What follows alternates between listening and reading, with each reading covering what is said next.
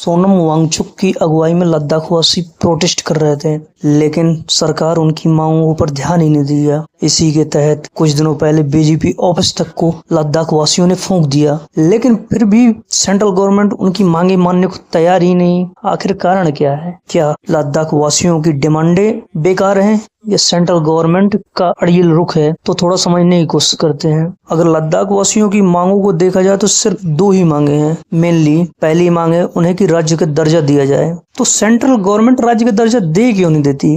इतना ज्यादा आखिर देने में हर्ज ही गया है? तो थोड़ा समझने की कोशिश करते हैं। लद्दाख की सीमा एक ओर से पाकिस्तान और दूसरी ओर से चाइना से लगती है और दोनों इंटरनेशनल बॉर्डर हैं, जो कि कभी भी चीन और पाकिस्तान से घुसपैठ की समस्या भी बन सकते हैं, जिससे कि राष्ट्रीय सुरक्षा को खतरा हो सकता है। एक तो यह कारण हो सकता है। दूसरा कारण राज्य का दर्जा न देने का दूसरा कारण है कि अगर लद्दाख को स्टेट बनाया जाता है तो कहीं ना कहीं सेंट्रल गवर्नमेंट की पावर कम हो जाएगी और उतनी पकड़ नहीं की जितना अभी है। आपने पहले कश्मीर में देखा होगा कि कहीं ना कहीं स्टेट गवर्नमेंट की कमजोरी के कारण ही आतंकवाद बढ़ा था बहुत ज्यादा। तो एक यह कारण हो सकता है। अब उनकी दूसरी मांग पर बात करते हैं। उनकी दूसरी मांग है कि उन्हें छठी अनुसूची में शामिल किया जाए, जो कि 2019 के मैनिफेस्टो में बीजेपी के शामिल भी था। लेकिन असम, मेघालय, मिजोरम और त्रिपुरा जैसे राज्य छठी अनुसूची में शामिल है, तो लद्दाख को क्यों नहीं शामिल कर देते हैं? तो इसमें कुछ संभावनाएं हैं, जैसे कि अगर उसे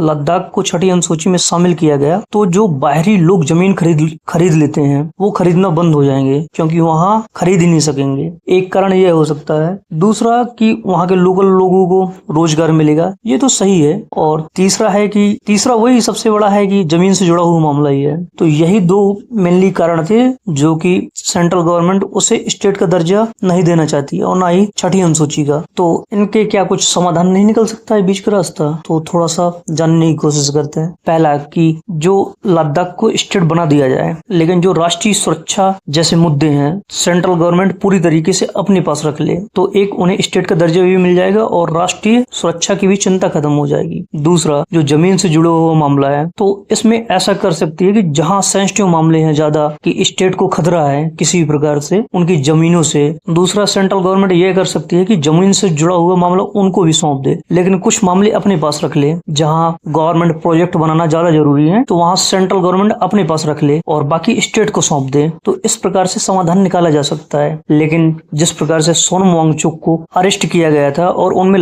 एनएसए लगाने की कोशिश की गई है, ये सरासर गलत है, क्योंकि एक डेमोक्रेसी के लिए ये ठीक नहीं है। एक तरीके से कहा जाए कि इस प्रकार की प्रवृत्तियां सिर्फ तानाशाही शासन में होती हैं। तो सेंट्रल गवर्नमेंट को भी सोचना पड़ेगा कि लोग पागल नहीं है, इतने दिनों से बैठे प्रोटेस्ट कर रहे हैं। उनकी बातों को सोचना होगा, समझना होगा और समाधान भी करना होगा, क्योंकि वो भी तो अपने देश के ही लोग हैं ना। और सोनम वांगचुक कोई आतंकवादी नहीं रहे हैं पहले, वो तो एक सिंपल से इंसान है जो कि उनने बहुत अच्छे काम भी किए हैं। तो सेंट्रल गवर्नमेंट को ध्यान देना चाहिए और ये सब मामले सुलझाना चाहिए। तो आप लोगों की क्या राय है? क्या सरकार का रुख ही अड़ियल है या उनकी मांगे बेकार हैं? तो आप लोग क्या सोचते हैं? और चैनल को जरूर सब्सक्राइब कीजिए यार, कोई करता ही नहीं चैनल सब्सक्राइब।